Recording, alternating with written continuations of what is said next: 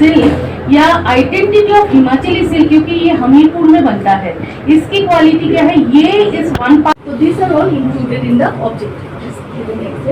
हम we will follow एक proper methodology जहाँ पे एम्फेसाइज।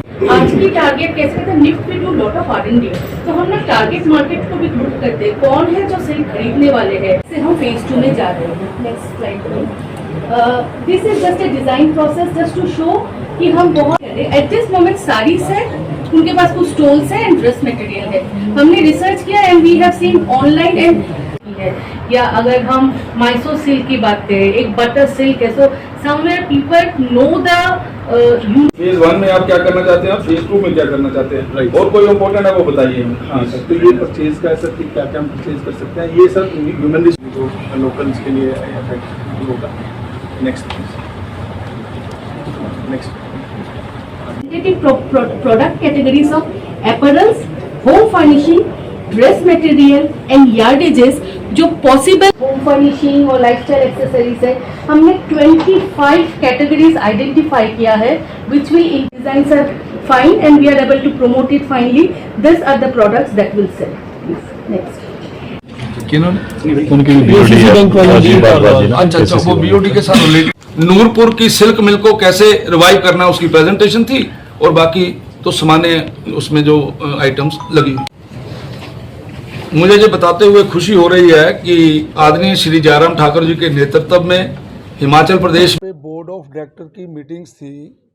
ये 3 महीने के बाद मीटिंग्स होती हैं, तो उस मीटिंग में एक हमारा HRTC का जो हमारा बोर्ड है और उसके बाद एक GIC, इन 2 बोर्ड्स की मीटिंग हुई है। ये फॉर्मल मीटिंग्स होती हैं और उसमें कोई विशेष नहीं है कि जिसके बारे में कोई यहाँ पे बड़ी ज़्यादा चर्चा की जाए। मैं इन जनरल बात, क्योंकि थोड़े दिनों के बाद चुनाव होने वाला है और मैं मानता हूँ कि इन पिछले लगभग 4.5 वर्षों के अंदर हिमाचल प्रदेश के इतिहास में बहुत से ऐसे काम हुए हैं। मैं चाहता हूं कि वो मैं आप लोगों के साथ शेयर करूं। मेरे पास उद्योग विभाग है और इन 5 वर्षों के अंदर आपका ग्लोबल इन्वेस्टर मीट का होना, फर्स्ट ग्राउंड ब्रेकिंग का होना, सेकंड ग्राउंड ब्रेकिंग का होना, और उसके साथ साथ कोरोना काल के समय में आदरणीय मोदी जी ने ये सारे देश में ये आह्वान किया था कि हमारे देश को अपने पैरों पे खड़े होना है और आत्मनिर्भर बनना है। उस संदर्भ में उद्योग विभाग द्वारा बहुत से ऐसे काम किए गए हैं, चाहे वो बल्क ड्रग पार्क की बात हो, चाहे वो मेडिकल डिवाइस की बात हो, हिमाचल प्रदेश में निवेश की बात हो, और एक मुश्किल जो भौगोलिक स्थिति है उसके बावजूद भी हम बहुत से निवेशकों को आकर्षित करने में सफल हुए हैं।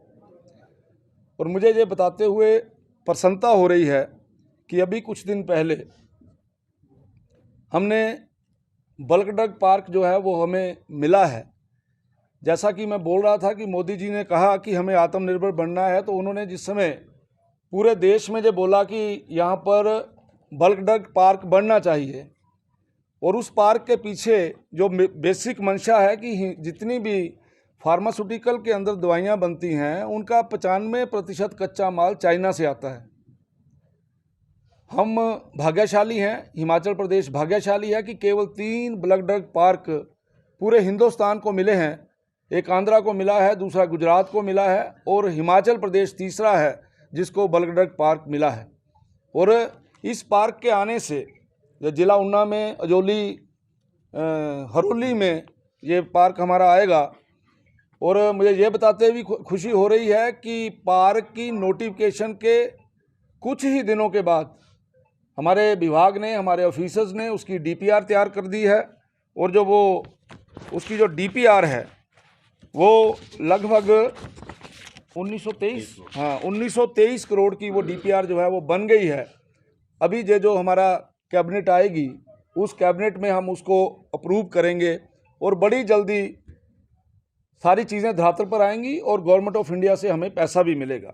उसके साथ साथ मैं ये भी बताना चाहता हूँ कि इस बल्क ड्रग पार्क का जो आने से, क्योंकि हिमाचल प्रदेश में ये जो हमारा एशिया में सबसे बड़ा फार्मा हब अगर कहीं है तो वो हिमाचल प्रदेश में है। तो लगभग 600 फार्मा जो हमारे यहाँ जो फॉर्मुलेशंस हैं यहाँ पे, और उसके अलावा और भी इसके साथ जुड़े हुए यूनिट यहाँ पे हमारे एस्टैब्लिश होंगे, और डायरेक्टली और इनडायरेक्टली 50,000 से अधिक लोगों को रोजगार मिलेगा। और मैं ये कह सकता हूँ एक गेम चेंजर होगा हिमाचल प्रदेश में ब्लड ड्रग पार्क। उसके अलावा ब्लड ड्रग पार्क के अलावा अभी पिछले दिनों मेडिकल डिवाइस पार्क का भी विषय आया है, और उससे मेडिकल डिवाइस पार्क जो है वो नालागढ़ में बनेगा। और मेडिकल डिवाइस पार्क के बारे में सारी छात्र पे ला रहे हैं। HPSIDC वहाँ पे इंफ्रास्ट्रक्चर डेवलपमेंट का काम करेगी। और जिस तरीके से आप जानते हैं कि हिमाचल प्रदेश को कोलकाता अमृतसर जो हमारा कॉरिडोर है उसके साथ जोड़ा गया है। आने वाले दिनों में वहाँ पर इंफ्रास्ट्रक्चर डेवलपमेंट के लिए एक बहुत बड़ा अमाउंट जो है आएगा। और मैं ये कह सकता हूँ कि ये बातें आपके साथ साझा कर रहा हूँ, इससे हिमाचल प्रदेश के विकास में 4 चांद लगेंगे और हिमाचल प्रदेश आगे बढ़ेगी।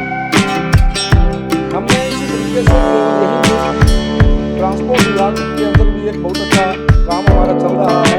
कोरोना के बावजूद भी हम लोगों ने पहले एक बार 206 बसेस, उसके बाद हमने 350 बसेस जो है अपने बेड़े में डाली है। आने वाले दिनों में ज़्यादा से ज़्यादा इलेक्ट्रिकल बसेस हमारे हिमाचल प्रदेश में लगे, क्योंकि जिस प्रकार का हमारे प्रदेश का वातावरण है, हम ये चाहते हैं कि ये वातावरण अच्छा रहे। तो उसके लिए हम जो इलेक्ट्रिकल बसेस हैं उस तरफ भी लोग कर रहे हैं। ट्रांसपोर्ट विभाग ने एक और बहुत बड़ा काम किया है, जिसमें हिमाचल प्रदेश नंबर 1 पे जिसमें हमने एक ट्रैकिंग सिस्टम जो है एस्टैब्लिश किया है। आपकी गाड़ी कहाँ चल रही है, आपकी गाड़ी जो उस गाड़ी में सब उस प्रकार के यंत्रों की व्यवस्था है, जिसमें सेफ गार्ड्स के बारे में हम बात करते हैं। कोई सफ़र कर रहा है, उसके साथ कोई शरारत हो रही है, तो वो सारी की सारी चीज़ों की मॉनिटरिंग करने में हिमाचल प्रदेश नंबर 1 पे रहा है। अभी मैंने कुछ दिन पहले ट्रांसपोर्ट मिनिस्टर गया था और मुझे वहाँ बड़ा अच्छा लगा कि हमारे प्रदेश का वहाँ पे नाम दिया गया। तो मैं ये कह सकता हूँ कि आदरणीय श्री जयराम ठाकुर जी के नेतृत्व में जो काम हम लोगों को सौंपा गया, उस काम को हमने बड़े ही अच्छे तरीके से किया है। चाहे वो इंडस्ट्री है, चाहे वो हमारा ट्रांसपोर्ट डिपार्टमेंट है। मोटी मोटी बातें मैं आपके साथ साझी